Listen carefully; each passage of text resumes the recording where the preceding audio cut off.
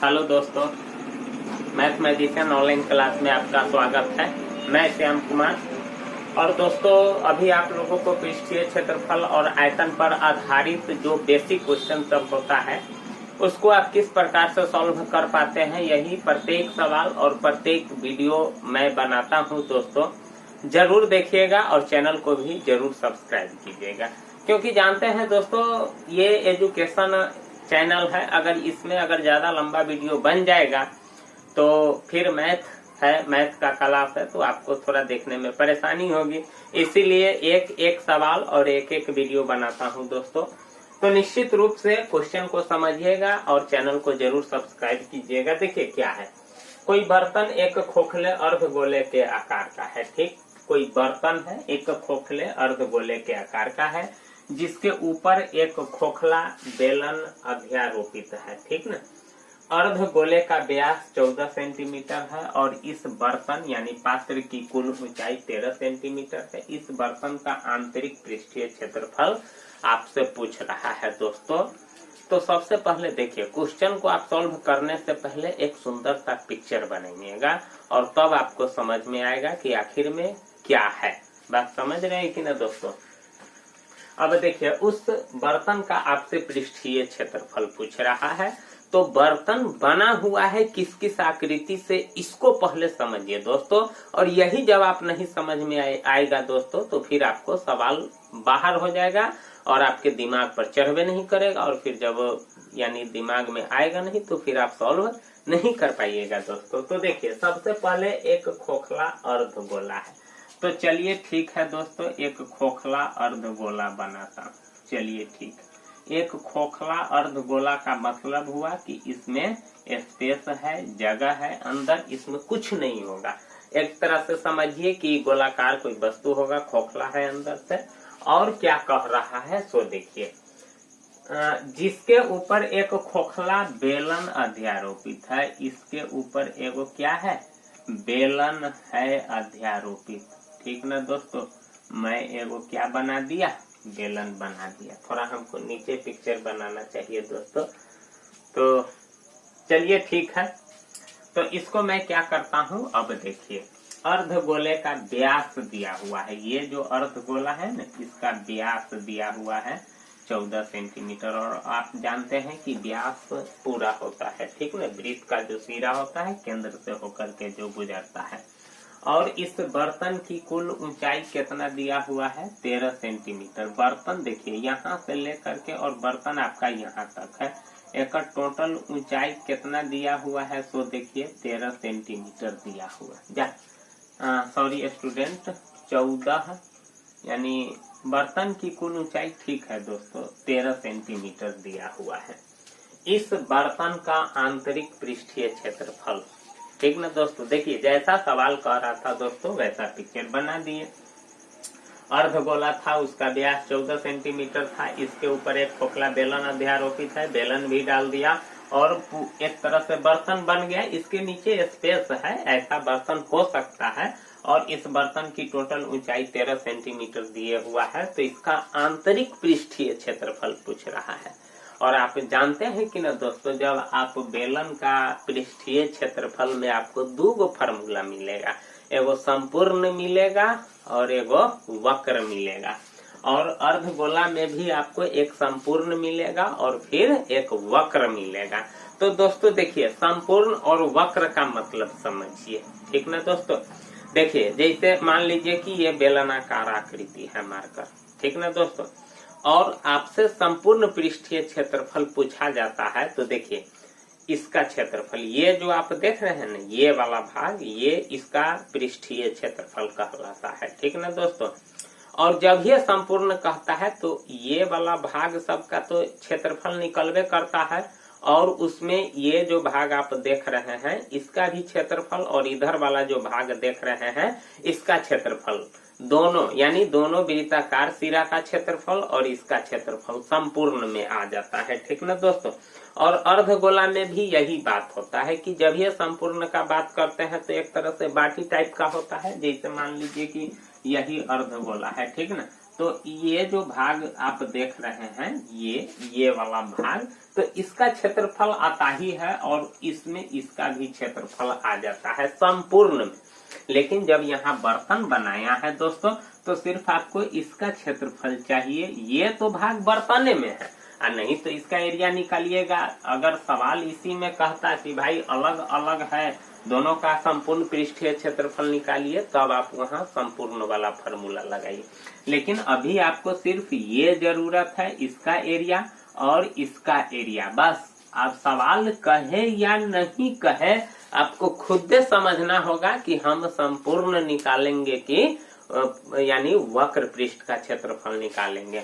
और क्या करेंगे, यानी अर्धगोला का भी वक्र पृष्ठ का क्षेत्रफल निकाल देंगे और बेलन के भी वक्र पृष्ठ का क्षेत्रफल निकाल देंगे और दोनों को जोड़ देंगे तो इस आकृति का संपूर्ण पृष्ठ का क्षेत्रफल निकल जाएगा। तो सबसे पहले दोस्तों अर्धगोला का व्यास दिया हुआ है, अर्धगोला का व्यास, ठीक ना दोस्तों, कितना दिया हुआ है सो देखिए 14 सेंटीमीटर। तो त्रिज्या मालूम कर लेते हैं, 14/2 यानी 7 सेंटीमीटर। अब आपको त्रिज्या मालूम हो गया, व्यास का आधा होता है।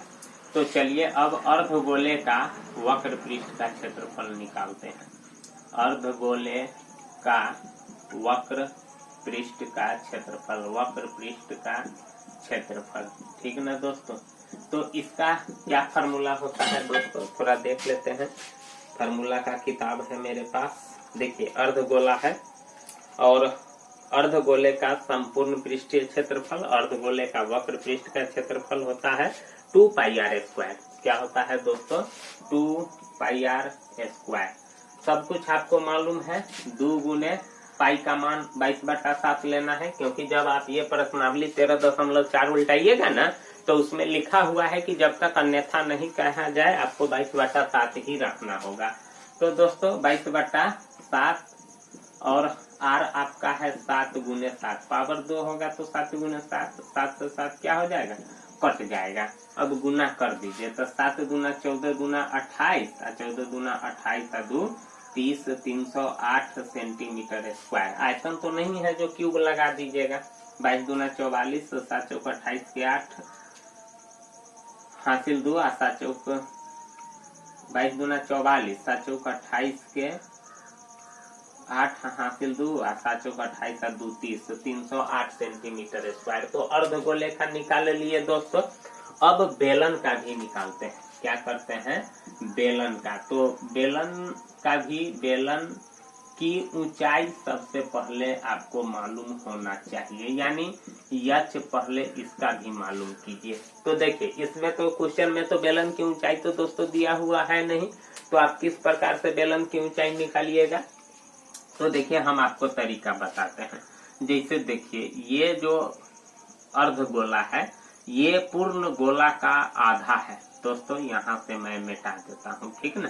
तो इसका मतलब है कि जैसे ये वृत्त हुआ, तो यहाँ से ये व्यास हुआ, यहाँ से यहाँ ये त्रिज्या हुआ, तो जो लंबाई यहाँ से यहाँ होगा वही यहाँ से यहाँ, वही यहाँ से यहाँ, यहाँ से यहाँ, यहाँ से यहाँ, ये सब लंबाई बराबर होता है, ठीक ना दोस्तों। तो ये अर्धगोला है, चलिए ठीक है, ये अर्धगोला है, तो जो लंबाई यहाँ से यहाँ होगा वही लंबाई यहाँ से यहाँ भी होगा। तो ये लंबाई है 7 सेंटीमीटर, तो इसका मतलब है कि ये भी लंबाई कितना होगा, 7 सेंटीमीटर होगा। तो टोटल ऊंचाई है 13 सेंटीमीटर। तो आप समझ जाइए कि बेलन यानी अर्धगोला की ऊंचाई 7 सेंटीमीटर है, तो बाकी जो होगा वो बेलन की ऊंचाई होगा। तो बेलन की ऊंचाई यानी टोटल बर्तन की ऊंचाई है 13, उसमें से हम 7 को क्या कर देंगे, माइनस कर देंगे, तो 6 सेंटीमीटर ऊंचाई मालूम हो गया, ठीक है ना दोस्तों। देख रहे हैं ना कैसे ऊंचाई मालूम किए हैं, कि ये व्यास दिया हुआ है 14 सेंटीमीटर, तो त्रिज्या 7 सेंटीमीटर हुआ। तो जब ये 7 है तो ये, तो बाकी 6 होगा तब ना, 7 और 6 13 टोटल ऊंचाई हो जाएगा। तो क्या किया, कुल ऊंचाई में से जो अर्धगोला का ऊंचाई था उसको मैंने माइनस कर दिया, तो ऊंचाई मालूम हो गया। अब देखिए इसी अर्धगोला पर ये बेलन आधारित है, तो इसका मतलब है कि जब इसका त्रिज्या 7 सेंटीमीटर है तो इसका भी त्रिज्या 7 सेंटीमीटर होगा। और यहाँ भी क्या करते हैं, बेलन की वक्र पृष्ठ का क्षेत्रफल निकालते हैं, वक्र पृष्ठ का क्षेत्रफल निकालते हैं। ठीक ना दोस्तों। तो देखिए इसका फॉर्मूला होता है 2πr होता है। ठीक ना दोस्तों, क्या होता है 2πr, एक बार देख लेते हैं। 2πrh होता है, क्या होता है 2πrh। अब देखिए यहाँ भी रखिए 2 गुने 22/7, r कितना है 7 और h कितना है 6, 7 से 7 कट गया। अब गुना कीजिए तो 6 दूना 12 दूना 24 के 4 हासिल 2 और 12 दूना 24 और 2 कितना हो जाएगा, इतना 264 सेंटीमीटर स्क्वायर। ठीक ना दोस्तों। तो देखिए अर्धगोला का भी वक्र पृष्ठ का क्षेत्रफल निकाल लिए और बेलन का भी वक्र पृष्ठ का क्षेत्रफल निकाल लिए।